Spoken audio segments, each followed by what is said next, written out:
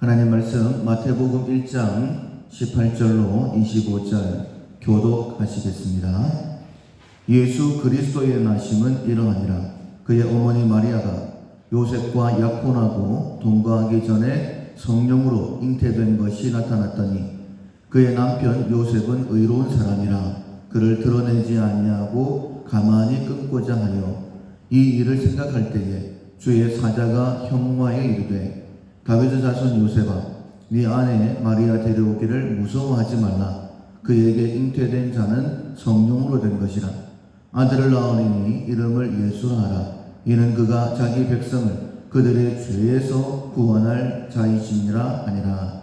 이 모든 일이 된 것은 주께서 선지자로 하신 말씀을 이루려 하심이니 이르시되 보라, 처녀가 잉태하여 아들을 낳을 것이요 그의 이름은 임마누엘이라 하리라 하셨으니 이를 번역한즉 하나님이 우리와 함께 계시다 함이라. 요셉이 잠에서 깨어 일어나 주의 사자의 분부대로 행하여 그의 아내를 데려왔으나 아들을 낳기까지 동침하지 아니하더니 나음의 이름을 예수라 하니라. 아멘. 거절하신 감사 임마누엘이라는 제목으로 함께 은혜를 나누겠습니다. 우리가 감사의 훈련을 하고 있는데 우리가 보통은 하나님께서 응답하셨을 때에 하나님 건강하기를 원합니다.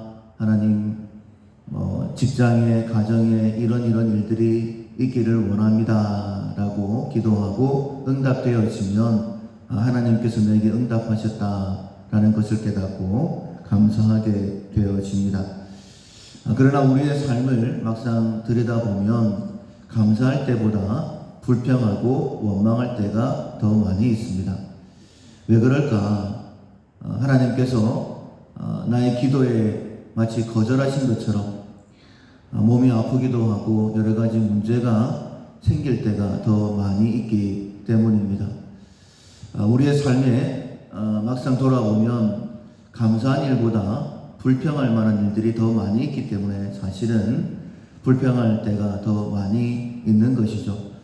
그래서 우리는 응답하셨을 때도 감사해야 됩니다. 그것은 당연한 감사이고 하나님께서 마치 내 기도에 거절하신 것처럼 그렇게 느껴질 때에도 감사할 수 있어야 됩니다. 그래야지만이 우리의 삶 자체가 감사의 삶이 되어지는 것이죠. 항상 기뻐하라, 쉬지 말고 기도하라, 범사에 감사하라. 이는 그리스도 예수 안에서 너희를 향하신 하나님의 뜻이다 라고 우리는 분명히 알고 있습니다. 범사에 감사가 되려고 하면 응답하셨을 때에도 감사를 해야 되고 하나님께서 거절하셨다라고 느껴질 만한 그런 상황일 때도 감사할 수 있어야지만이 범사에 감사가 되는 것이죠. 그때에 예수 그리스도 안에 있다라고 우리가 비로소 말할 수 있을 것입니다. 우리가 거절하신 것에도 감사하기 위해서는 먼저 지난 시간 함께 말씀을 나누었던 것처럼 응답하셨을 때에 감사의 훈련이 반드시 되어져야 됩니다. 요즘은 비가 많이 내리고 있죠. 시원하게 비가 내릴 때에 워낙에 가뭄이 심하다 보니까 비가 한참 내리는데도 불구하고 방송에서는 아직까지 비가 더 와야 됩니다 라고 그렇게 이야기를 하죠.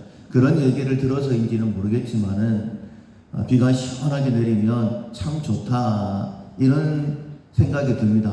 좀 더 많이 와야 되는데 이런 생각도 하게 됩니다. 그런데 만약 참 좋다 여기서 끝나면 그냥 좋은 것으로 끝나는 거예요. 그런데 비를 주신 분이 하나님이시다 라고 우리가 이렇게 노력해야 되는 것이죠. 생각해야 되는 것이고 그때에 비를 주셔서 감사합니다. 하나님 앞에 감사하게 되는 거예요. 감사는 그냥 되는 것 아닙니다. 반드시 훈련되어져야지만이 감사가 되는 거예요. 그 감사가 훈련되어질 때에 더 큰 감사가 우리에게 주어지는 것입니다. 이 훈련을 통하여서 우리는 하나님께서 거절하셨을 때에도 문제가 있을 때에도 불평할 수밖에 없는 원망할 수밖에 없는 그런 상황 가운데서도 감사할 수 있게 되는 것이고, 그때야 비로소 범사에 감사가 되는 것입니다. 우리가 응답하신 것에 대하여 감사할 때에는 에베네셀의 하나님을 기억해야 됩니다. 여기까지 도우신 분이 하나님이십니다라고 기억해야지만이 응답하신 것에 대하여 감사할 수 있다라고 말씀을 들었습니다.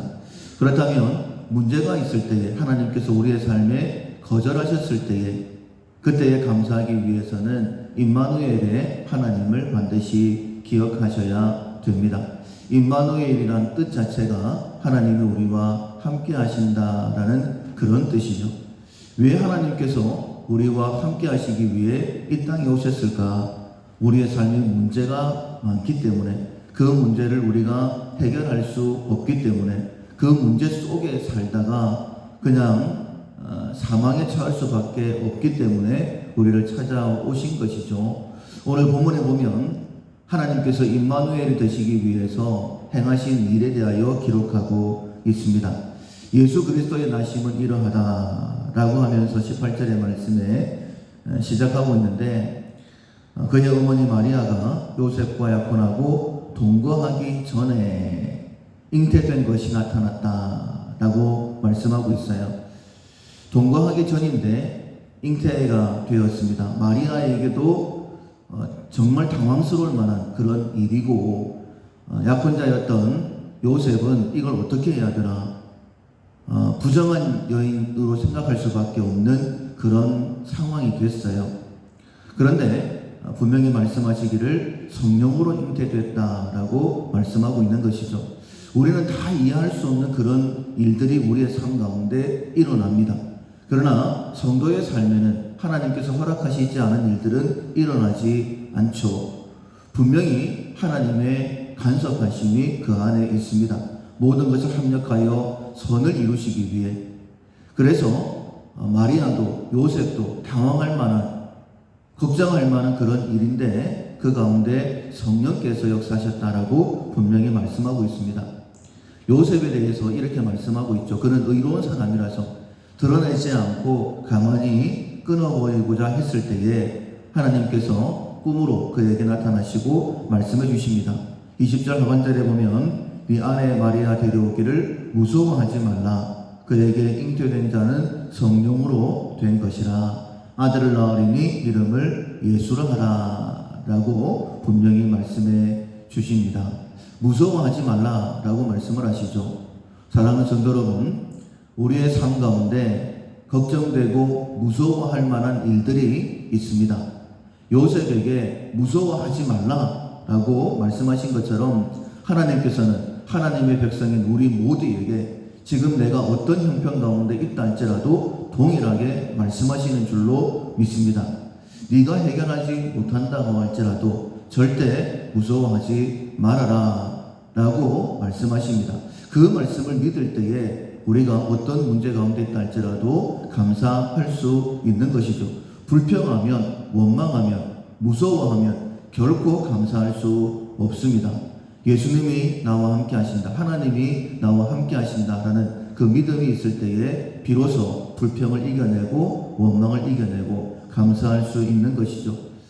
아들을 예수라 하라 라고 말씀하시는데, 이는 그가 자기 백성을 그들의 죄에서 구원할 자이심이라. 우리와 함께 하시는 예수님, 죄 가운데서 우리를 구원할 자이십니다 라고 그렇게 분명히 말씀을 하시죠. 우리가 잘 알고 있습니다. 우리의 모든 문제는 죄로 인하여 시작되었다. 그런데 그 죄 문제가 해결되었으니 더 이상 우리는 우리의 삶의 문제로 인하여서 어려움은 당하지 않게 된다라는 것을 믿게 되어집니다. 근데 이 모든 일이 된 것은 주께서 미리 선지자로 말씀하신 것을 이루려 하심이라 라고 말씀하시면서 그 내용을 23절에 이렇게 말씀하십니다. 보라, 처녀가 잉태하여 아들을 낳을 것이요 그의 이름은 임마누엘이라 하리라. 이를 번역한즉 하나님이 우리와 함께 계시다 함이라 라고 말씀하십니다. 하나님이 우리와 함께 하시기 위해 인간의 몸으로 이 땅에 오셨고 구원을 완성하시고 지금도 우리와 함께 하시는 줄로 믿습니다. 모든 것은 합력하여 선이 이루어질 것입니다. 할렐루야. 여러분, 오늘 내 삶에 어떤 일이 일어나든지 간에 하나님께서 합력하여 선을 이루어 주실 것입니다. 이 믿음을 가지고 불평할 만한 상황이 됐을 때에 불평할 만한 일들이 훨씬 더 많을 거예요. 왜냐하면 아직까지 우리는 육체를 입고 있고 태어날 때부터 울면서 태어나지 않습니까? 불평할 만한 일들이 있을 때에 그때에 나와 함께 하시는 하나님을 기억하고 임마누엘의 하나님을 기억하고 하나님을 기억해야지만이 에베네셀의 하나님도 기억해야지만이 감사할 수 있는 것처럼 임마누엘의 하나님을 기억해야지만이 불평이 있을 만한 때에 하나님 앞에 감사할 수 있게 되는 것입니다. 요셉에 대하여서는 본문에 이렇게 말씀하고 있고 마리아에 대해서도 말씀하고 있죠. 천사가 찾아왔습니다. 그때에 마리아가 이렇게 얘기하죠. 이런 인사가 어찌민고 나에게 이런 일들은 일어날 수가 없는데 라고 그렇게 했을 때에 하나님께서 그를 설득하십니다. 하나님의 은혜가 너와 함께한다. 성령께서 너와 함께 하신다. 그렇게 마리아를 설득했을 때에 마리아가 고백하죠. 주의 계집종이 오니 뜻대로 되리이다. 저는 하나님의 종입니다. 그렇게 될 줄로 믿습니다. 하고 받아들였다라는 거예요. 사랑하는 성도 여러분, 하나님께서 우리를 설득하시기를 축원합니다. 문제 가운데에서 우리가 하나님을 기억하게 되어지면 하나님께서 우리를 도우실 거예요. 너의 힘으로는 불가능한 것이다. 나와는 맞지 않다라고 생각할 것이다. 이 일이 어떻게 내게 이루어질까? 어떻게 이 일까지도 합력하여 선이 이루어질까? 그렇게 생각할 만한 일이다. 그러나 하나님께서 은혜로 너와 함께 하신다. 성령께서 너와 함께 하신다. 분명히 이 일을 통해서도 하나님께서 합력하여 선을 이루어 주실 것이다. 하나님께서 우리에게 그런 은혜를 베풀어 주시기를 소원합니다. 그래서 다른 사람은 불평한다 할지라도 세상 사람들은 불평한다 할지라도 우리들만큼은 임마누엘 이것까지도 합력하여 선을 이루시는 하나님으로 인하여서 감상할 수 있기를 소원합니다. 그래서 범사에 감사가 되어지고 그 감사를 통하여 하나님 살아계심을 경험하고 또 그 하나님을 증거할 수 있는 우리 모두가 될 수 있기를 주님의 이름으로 축원합니다. 아멘. 찬송가 382장 너 근심 걱정 말아라.